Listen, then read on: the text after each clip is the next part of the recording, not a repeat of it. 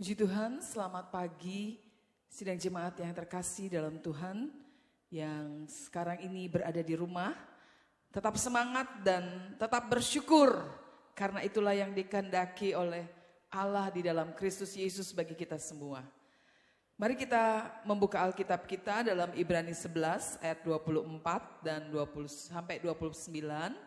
Kita akan belajar lagi dari iman seorang yang bernama Musa. Kita akan membaca bersama-sama.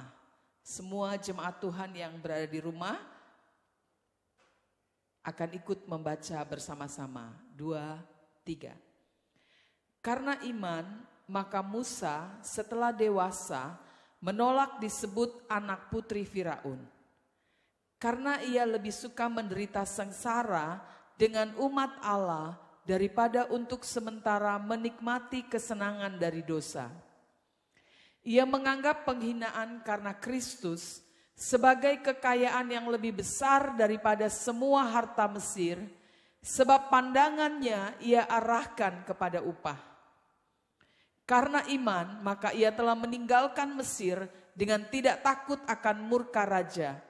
Ia bertahan sama seperti ia melihat apa yang tidak kelihatan.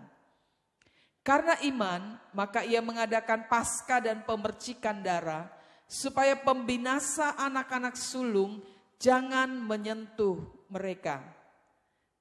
Karena iman, maka mereka telah melintasi Laut Merah sama seperti melintasi tanah kering, sedangkan orang-orang Mesir tenggelam ketika mereka mencobanya juga.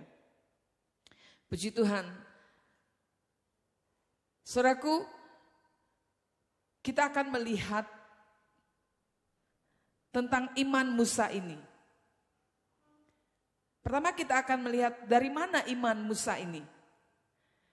Kalau kita membaca Keluaran 6 ayat 19, di situ kita akan mengenal siapa Musa. Orang tua Musa, ayahnya bernama Amran dan ibunya bernama Yokebed, bisa dikatakan. Mereka tinggal di Mesir.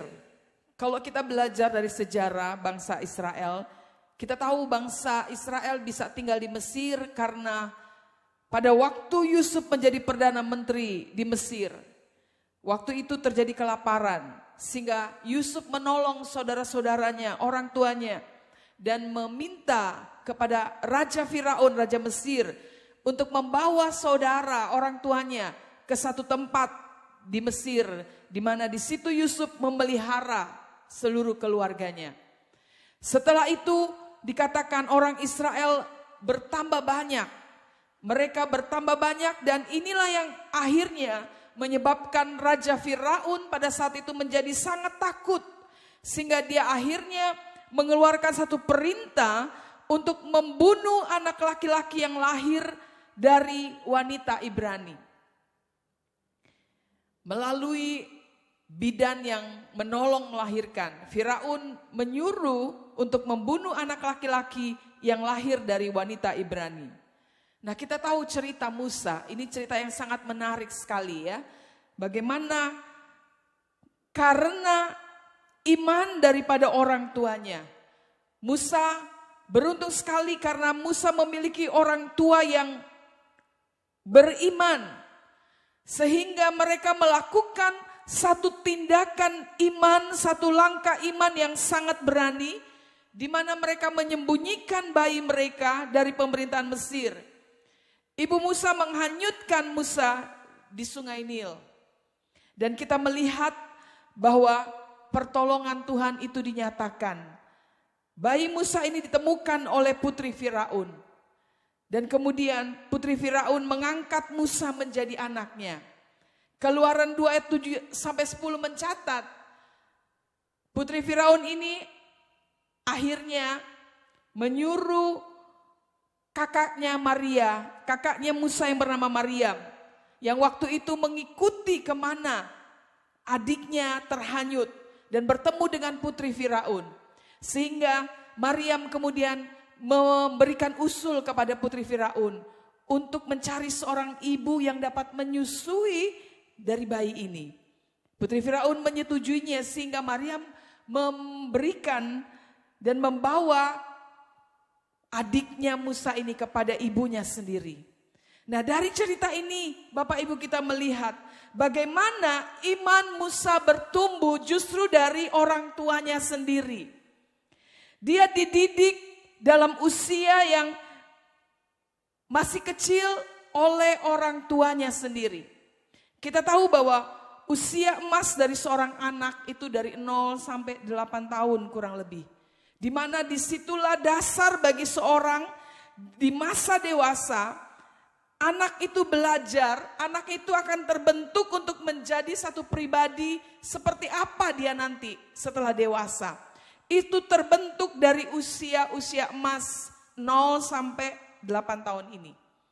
Dan disinilah iman Musa bertumbuh, disinilah iman Musa berasal. Dia dididik, dia diberikan pengetahuan, dia diajar untuk menyembah dan mengenal Allah bangsa Ibrani, Allah yang hidup, Allah Abraham, Allah Ishak dan Allah Yakub itu dari orang tuanya. Saudaraku, kalau saudara lihat hari-hari ini ya, bagaimana seorang anak bayi bertumbuh. Di sosial media itu suka sekali di-upload ya, bagaimana anak-anak itu bertumbuh ya, dipamerkan, orang tua mereka mengajarkan berbagai macam cara anak-anak itu membaca, bermain. Umur 2 tahun mereka sudah ada yang pintar melakukan banyak aktivitas, bahkan juga ada yang sudah pandai berdoa, yang mereka sudah mengenal siapa pribadi Yesus itu. Ketika orang tua mereka terus mengajar, terus memberitahu mereka, terus memberikan contoh dalam hidup mereka. Jadi memang ini usia-usia yang sangat menentukan. Itu sebabnya keluarga seharusnya menjadi sekolah iman yang pertama bagi seorang anak. Dan iblis tahu hal ini, itu sebabnya dia mau berusaha menghancurkan keluarga kita. Jangan pernah biarkan iblis melakukan ini.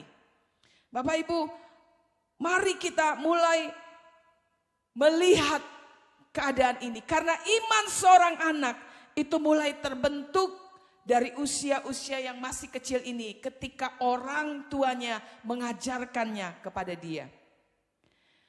Satu hal yang sangat menyedihkan beberapa waktu yang lalu. Ketika saya mengikuti komsel anak-anak sekolah minggu di gereja kita. Ada seorang anak, ada guru sekolah minggu yang bertanya, siapa bangun tidur berdoa? Tapi anak-anak itu menjawab, tidak ada yang berdoa. Ya. Lalu ada yang menjawab, ngapain berdoa? Wah, ini sangat menyedihkan. Pandemi COVID ini membuat tidak ada pertemuan anak-anak sekolah minggu. Tapi gereja kita berusaha membuat komsel sekolah minggu secara online. Dan ini sangat sedikit sekali ya bisa bertemu dengan anak-anak ini. Dan ternyata ada anak-anak yang dengan jujur dikatakan mereka tidak berdoa bangun tidur. Lalu ada yang bertanya lagi, mengapa harus berdoa? Berarti mereka tidak pernah melihat di rumah mereka ada orang tua yang berdoa. Sehingga mereka dapat mencontoh itu dan mereka tidak pernah diberitahu betapa pentingnya ya berdoa kepada Tuhan itu. Hal ini memang sangat menyedihkan sekali. Itu sebabnya banyak pertanyaan dari orang-orang tua. Mereka sangat kesulitan bagaimana caranya membawa anak-anak mereka dapat terlepas dari HP. Karena selama pandemi akhirnya anak-anak itu sangat terikat dengan HP. Dalam usia yang masih muda sekali, ya dari TK mereka sudah harus memang bertemu dengan HP karena mereka belajar secara online. Dan akhirnya mereka sangat terikat dengan HP itu. Selalu akhirnya bertengkar, berantem dengan orang tua gara-gara HP. Saya mulai belajar dari pakar-pakar keluarga. Ternyata hanya satu yang harus dilakukan oleh orang-orang tua. Ketika melihat anak-anaknya yang terikat dengan HP, mereka harus membuat pengalihan. Bagaimana orang tua harus mengalihkan anak-anak itu dari HP. Dengan cara memberikan hal-hal yang menarik juga dalam hidup mereka. Hal-hal yang tidak membosankan. Dan memang ini satu kesulitan di hari-hari ini. Karena apa? Mau tidak mau orang tua harus benar-benar terlibat. Harus benar-benar bermain dengan anak-anaknya. Mencari ide-ide yang kreatif bagaimana mengalihkan anaknya dari HP itu. Nah, ini yang saya lihat banyak kali orang tua tidak mempunyai waktu. Mereka mungkin di rumah tapi mereka pikir yang penting anak sudah dikasih makan, anak sudah disuruh belajar, sudah selesai. Lalu mulai orang tua juga sibuk dengan kesibukannya di rumah sendiri. Sehingga apa? Sehingga anak-anak pun akhirnya mencari kesenangan itu di dalam HP. Itu sebabnya biarlah melalui hal ini kita belajar. Musa menjadi seorang yang luar biasa. Orang yang dipakai oleh Tuhan luar biasa. Orang yang sukses, orang yang berhasil. Itu dimulai dari iman yang dia peroleh dari ibunya dari masa kecilnya. Sesibuk apapun kita orang tua, mari kita menyediakan waktu yang berkualitas bagi anak-anak kita. Ya. Waktu di mana kita bisa benar-benar mencurahkan isi hati kita, menanamkan nilai-nilai yang benar kepada anak-anak kita, di mana anak-anak kita bisa mengenal hati kita dan kita bisa mengenal hati mereka. Itulah waktu yang berkualitas. Jangan sampai kita pergi bersama anak-anak kita, ya. Memang kita menyediakan waktu berkualitas, tetapi saat kita berkumpul pun kita masih sibuk dengan masing-masing kita. Kita masih sama-sama memegang HP sehingga tidak ada hubungan, tidak ada nilai-nilai, tidak ada hal-hal yang bisa kita ajarkan lewat pertemuan-pertemuan berkualitas itu. Itu sebabnya kita lihat Musa, dia memiliki iman yang berasal dari orang tuanya. Di mana orang tuanya memiliki kesempatan walaupun tidak banyak. Tapi dalam masa-masa di mana orang tuanya dapat menyusui dia, dapat tinggal bersama dia, disinilah orang tuanya, ibunya mengajarkan siapa Allah Ibrani, siapa Allah bangsa mereka. Musa diajarkan untuk mengenal bangsanya.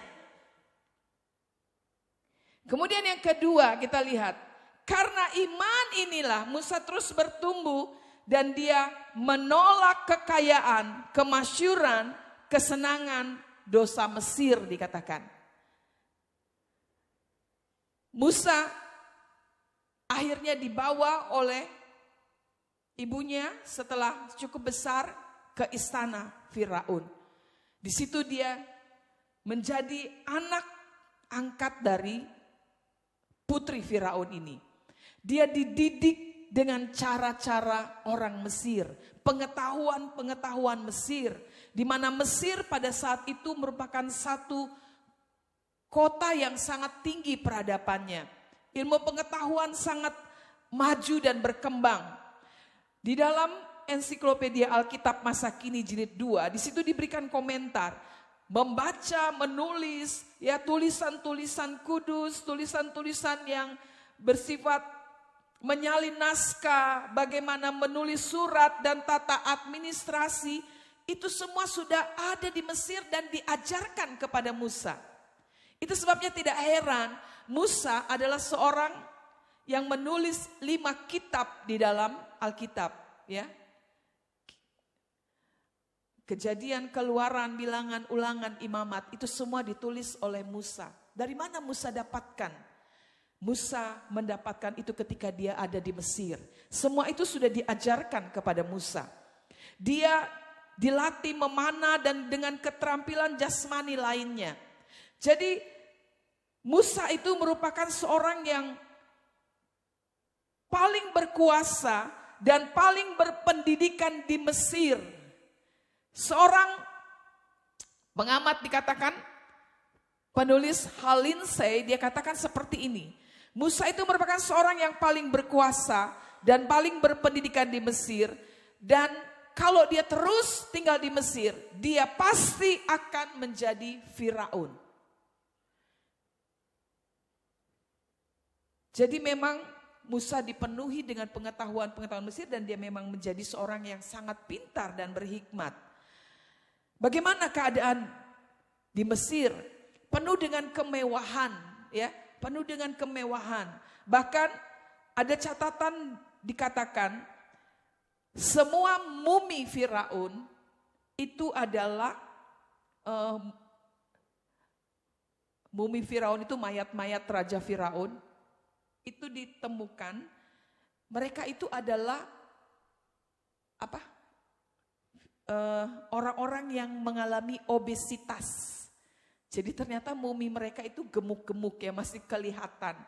Mereka adalah orang yang obesitas karena memang di Mesir itu mereka dilimpahi dengan kemewahan ya, cara makan yang gelojoh ya, makan dengan rakus ya, sampai sudah kenyang dikorek lagi, dimuntahkan, makan lagi karena mereka suka berpesta.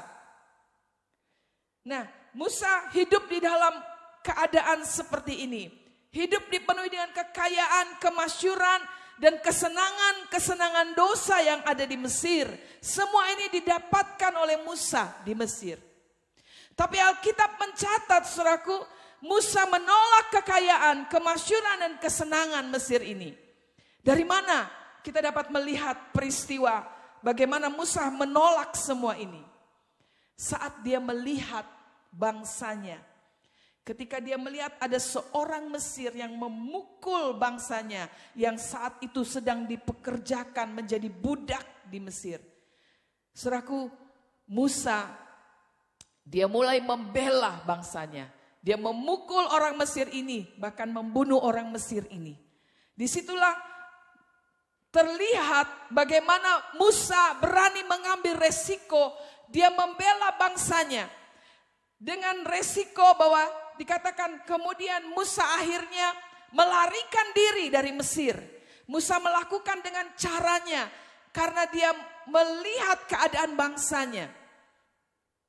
Dan kemudian Musa melarikan diri dari Mesir. Dia tinggalkan semua kekayaan, kemasyuran, kesenangan, kenikmatan yang ada di Mesir. Dia tinggal di padang gurun selama 40 tahun. Disitulah Tuhan membentuk dia. Disitulah Tuhan membawa imannya terus bertumbuh sampai dia melihat dan bertemu Tuhan dan mendapatkan panggilan Tuhan. Musa menolak kekayaan, kemasyuran, dan kesenangan dosa di Mesir. Saudaraku, iman harus memilih. Dalam pengalaman hidup kita sebagai manusia, tidaklah mudah ya untuk kita menolak tawaran yang menggiurkan yang ditawarkan oleh dunia ini. Amat terlebih di masa-masa yang sulit ini. Beberapa waktu yang lalu saya tertarik dengan aplikasi TikTok ya. Saya tidak punya aplikasi ini, tapi kemudian saya tertarik, saya ingin melihat. Saya hanya lihat seringkali orang di TikTok itu cuma joget-joget aja ya kan. Tapi kemudian saya penasaran, kemudian saya minta anak saya untuk mendownload aplikasi ini dan dari situ saya dapat melihat ya banyak hal-hal yang baik, tapi banyak juga hal-hal yang tidak baik saya lihat. Yang saya lihat di situ ada orang-orang yang memamerkan kesenangan dosa yang dia lakukan. Ya, seorang pelakor, dia mulai pamerkan, dia mulai syuting, ya, bagaimana dia dengan suami orang. Dia katakan di dalam TikTok itu, dia bilang, ayo lihat ini suamimu giliran di tempat saya, ya, bersama dengan saya. Diam-diam dia sorot itu dari belakang seorang laki-laki yang tidur di tempat tidur. Ini giliran suamimu ya yang ada di tempat saya. Lalu besoknya dia upload lagi. Wah enak ya, dia bilang. Dapat transferan 50 juta untuk uang jajan. Jadi dia mulai pamerkan lagi. Besoknya, wah dapat transferan lagi. Dia membanggakan dirinya betapa nikmatnya menjadi pelakor, ya, dengan suami orang, dia pamerkan itu di aplikasi ini. Dia buat video-video itu. Kemudian saya melihat lagi seorang wanita muda yang sangat cantik dengan perut yang gendut, ya, lagi hamil. Lalu dia mulai cerita bahwa dia hamil di luar nikah. Ya, dia mulai pamerkan bahwa dia melakukan itu dengan pacarnya. Dan dia tanpa merasa sedih atau merasa bagaimana, dia merasa senang karena perbuatannya itu. Dia mulai memamerkan bagaimana kehamilannya dan lain-lain. Lalu saya mulai perhatikan, alangkah mengerikannya hal-hal seperti ini, ya. Banyak anak-anak kita, ya, melihat bahkan terlibat dalam aplikasi TikTok ini, bukan? Kalau misalnya anak-anak remaja kita melihat hal ini, di masa pandemi ini sulit, bukan? Uang jajan gak dapet, gak sekolah misalnya, ya kan. Di rumah orang tua berantem terus, kesepian, dia tidak dapat mendapatkan hal itu di rumah. Ketika dia melihat ini, apa dia tidak terpikir, enak juga ya seperti itu. Tiba-tiba dapat transferan 50 juta. Apa dia tidak terpikir untuk melakukan hal yang sama seperti itu? Menikmati kesenangan dosa. Sepertinya wah enak sekali ya. Dosa menyenangkan. Inilah yang hari-hari ini terjadi di dalam dunia ini, dalam kehidupan sekitar kita. Sanggupkah kita menolak kesenangan-kesenangan dosa yang ditawarkan oleh dunia ini dalam hidup kita? Amat terlebih di tengah-tengah masa yang sukar ini.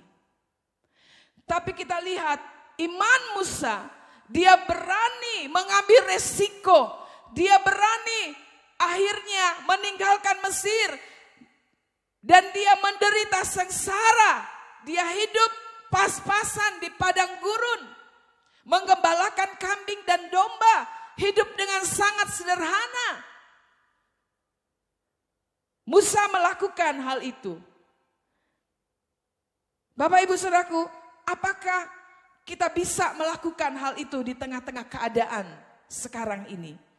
Iman yang sejati, iman yang benar akan terlihat sejauh mana kita rela meninggalkan kenikmatan duniawi ini dan kedagingan demi kebenaran yang kita percayai. Yang ketiga kita lihat saudaraku, karena iman Musa mengadakan Paskah dan membebaskan bangsa Israel. Kita tahu Allah menjumpai Musa kemudian di padang gurun. Allah bertemu dengan Musa dan Allah katakan, kamu harus bebaskan bangsamu kembali ke Mesir. Musa akhirnya menurut kepada perintah Tuhan ini dan dia kembali ke Mesir. Dia bernegosiasi dengan Raja Firaun untuk membawa bangsa Israel keluar dari Mesir, dari perbudakan Raja Firaun ini. Kita tahu bagaimana Alkitab menceritakan Firaun mengeraskan hati sehingga Allah mengirimkan tulah-tulah hukuman kepada orang-orang di Mesir, kepada orang-orang Firaun. Sampai akhirnya tulah-tulah ini datang satu persatu kepada orang Mesir. Dan dikatakan Firaun tetap mengeraskan hatinya. Firaun hanya takut sama wabah ketika dia sudah kesulitan melihat wabah tulah-tulah yang datang. Tapi dia tidak pernah takut dengan Tuhan. Dia tetap mengeraskan hatinya. Dan dia berusaha membuat orang Israel tidak keluar dari Mesir. Saya mulai perhatikan keadaan di Mesir pada saat itu sangat mencekam ya, dengan tulah-tulah yang ada. Kalau mulai saya lihat dengan masa-masa pandemi yang kita lewati sekarang, ini adalah masa-masa yang cukup mencekam ya.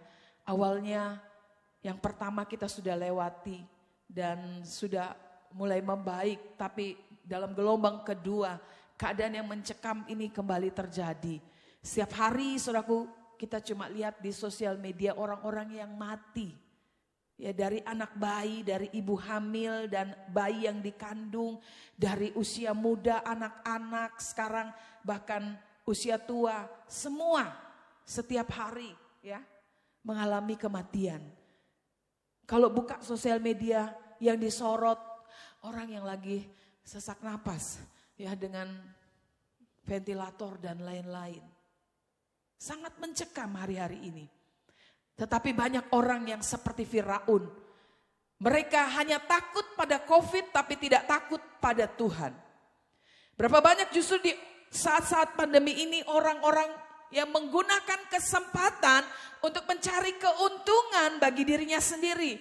Ya, menimbun obat, ya, oksigen dan lain-lain. Sesuatu yang saat ini diperlukan oleh orang-orang yang sedang terpapar COVID, tapi mereka justru menimbun, yang mencari obat-obatan sekarang sangat susah dengan harga yang sangat mahal.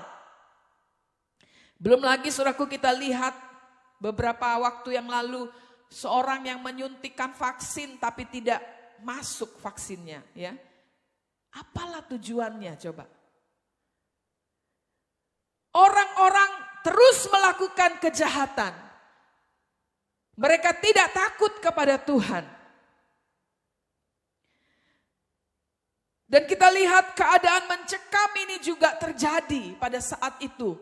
Di mana Allah memberikan satu hukuman yang terakhir, satu tulah yang terakhir. Tuhan katakan akan ada kematian anak-anak sulung. Dan Tuhan memberikan perintah kepada Musa. Engkau harus mengadakan Paskah. Engkau harus memotong anak domba. Lalu Tuhan memberikan cara-caranya. Darah anak domba itu harus kau taruh pada pintu daripada orang-orang Israel. Dan Musa melakukan hal ini. Imannya membuat dia berani melakukan perintah Tuhan walaupun penuh dengan resiko. Sehingga dikatakan pada saat hal itu terjadi, malaikat maut datang. Ketika melihat rumah orang-orang yang memiliki tanda darah itu, maka di situ tidak terjadi kematian. Tangisan di mana-mana. Karena kematian dari anak-anak sulung mereka. Tetapi hanya rumah yang ada tanda darah anak domba, mereka tidak mengalami kematian. Saudaraku, prinsip keselamatan yang Allah berikan kepada kita, itu dapat dinyatakan pada saat itu. Bahwa keselamatan hanya dapat terjadi dan dapat diperoleh bila ada tanda darah anak domba itu.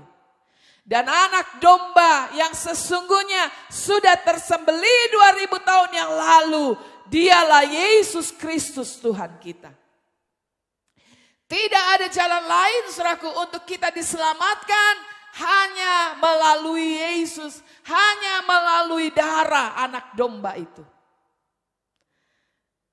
Banyak sekali saudaraku, hari-hari ini saudaraku, orang melakukan dan membuat kebenaran dirinya sendiri. Beberapa waktu yang lalu saya juga tertarik kepada satu Instagram ya. Dia menulis begini, bagaimana Anda bisa bebas dari kepahitan, dari depresi, dari perasaan mau bunuh diri, dari kemiskinan dan lain-lain. Ayo ikuti terapi ini. Nah, saya mulai tertarik ya. Saya mulai mau melihat bagaimana dia memberikan terapi ini. Tetapi itu karena dikunci, jadi saya tidak bisa melihat banyak. Hanya sedikit yang saya bisa lihat. Dia memberikan satu terapi ya dengan cara berkata-kata. Tapi ada satu hal yang membuat saya tertarik. Dia katakan seperti ini. Selain itu saudara-saudara, lakukanlah banyak perbuatan-perbuatan baik, dia katakan. Lakukan sebanyak-banyaknya perbuatan baik. Pasti Tuhan juga akan mempertimbangkan, dia katakan. Ya, kita tidak usah mikirkan bagaimana nanti kematian kita. Tapi kalau kita berbuat baik terus-menerus, pasti Tuhan akan mempertimbangkan, dia katakan. Untuk kita bisa masuk surga. Wah, saya mulai agak bagaimana ya ketika mendengar hal ini. Dia memakai kebenaran dirinya sendiri. Bahwa dengan berbuat baik, Tuhan akan mempertimbangkan dia bisa masuk surga. Beberapa hari yang lalu, Bapak Gembala bertemu dengan seorang anak muda ya. Lalu mulai ngobrol, kamu ke gereja enggak? Awalnya dia bilang, oh saya gereja di sini om. Dia bilang, oh kamu ke gereja? Ya ke gereja lah om katanya, tapi jarang, dia bilang gitu. Kenapa? Ya enggak masalah lah om, dia bilang. Kita mau berbuat baik saja ya. Gak usah ke gereja juga gak apa-apa, yang penting kita berbuat baik. Ini orang Kristen ya kan, yang ditanyakan orang Kristen ditanya gereja apa enggak. Jadi dia mulai memiliki satu kebenaran dalam dirinya, tapi dia Kristen. Ya, dia mengaku ya Kristen, ke gereja sekali-sekali. Tapi dia mengatakan, kan dengan berbuat baik kita bisa masuk surga. Ini kebenaran diri sendiri. Kebenaran Tuhan hanya melalui tanda darah anak domba. Tidak ada yang lain. Hanya di dalam nama Yesus, di bawah kolong langit ini diberikan yang dapat menyelamatkan manusia. Jadi manusia membuat kebenaran-kebenaran dirinya sendiri. Hari-hari ini mereka melakukan hal itu. Tapi satu hal yang saya ingin katakan, bahwa keselamatan tidak dapat kita peroleh dengan apapun, hanya oleh penebusan darah Yesus Kristus. Itu sebabnya jangan pernah keluar dari keselamatan di dalam Yesus Kristus. Kita menghadapi masa-masa yang sukar tadi saya katakan. Berbagai macam tawaran-tawaran dari dunia ini. Tapi ingat, kita belajar dari Musa. Dia mau menderita. Dia mau tinggalkan kesenangan itu. Karena imannya kepada Tuhan, dia tetap mempertahankan iman yang pernah diajar, ditaruh, bertumbuh lewat orang tuanya. Bapak Ibu saudara yang kekasih, hari-hari ini memang tidak mudah. Tetapi ingatlah, jangan sampai kita keluar dari dalam Yesus Kristus. Tinggallah tetap di dalam Tuhan. Lakukanlah firman Tuhan. Hari-hari ini kita mau lebih lagi mengerti apa yang menjadi kehendak Tuhan. Kalau kita masih bisa hidup, kita masih bisa lolos daripada pandemi COVID ini, berarti ada rencana Tuhan yang harus kita lakukan. Mari kita terus membangun hubungan dengan Tuhan kita Yesus Kristus. Memiliki kepekaan untuk terus mengerti apa yang harus kita lakukan dalam waktu-waktu hidup yang Tuhan berikan kepada kita di dalam dunia ini.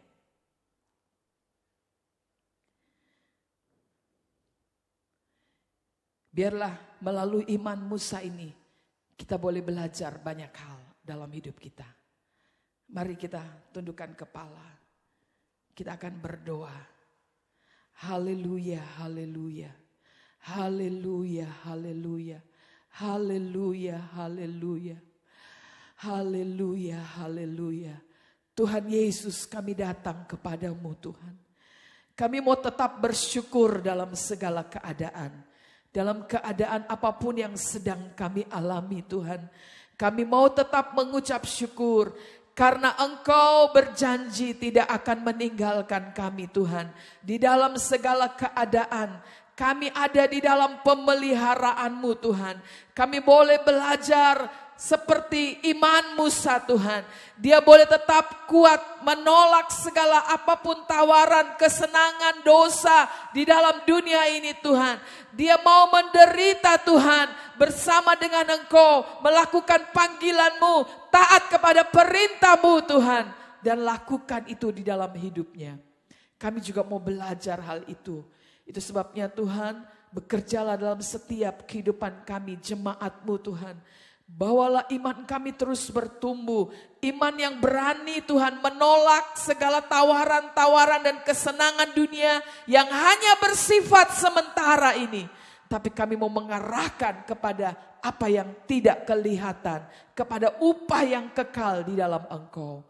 Tuhan Yesus, melalui tempat ini Tuhan, hamba berdoa bagi jemaat Tuhan yang saat ini mungkin ada yang sakit atau mungkin ada yang terpapar dengan virus COVID ini Tuhan.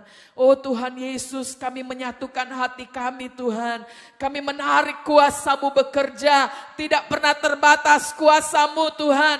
Kuasa bilur-bilur-Mu dari atas kayu salib Tuhan yang sudah tertumpah darah-Mu Tuhan.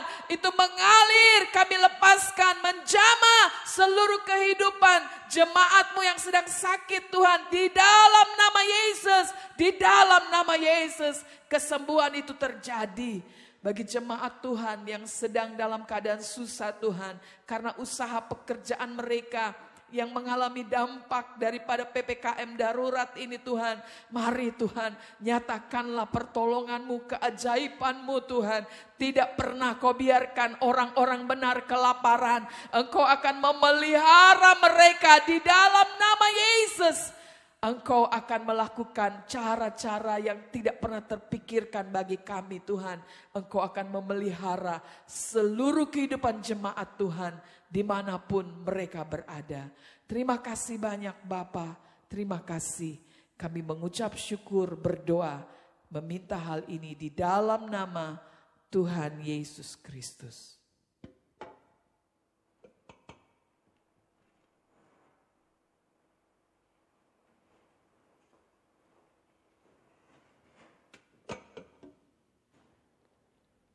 Akhirnya, terimalah berkat dari Allah Bapa, rahmat cinta kasih dari Yesus Kristus, bimbingan dan persekutuan dari kuasa Roh Kudus menyertai kita sekalian saat ini, esok, sampai selama-lamanya. Haleluya, haleluya, amin. Tuhan memberkati.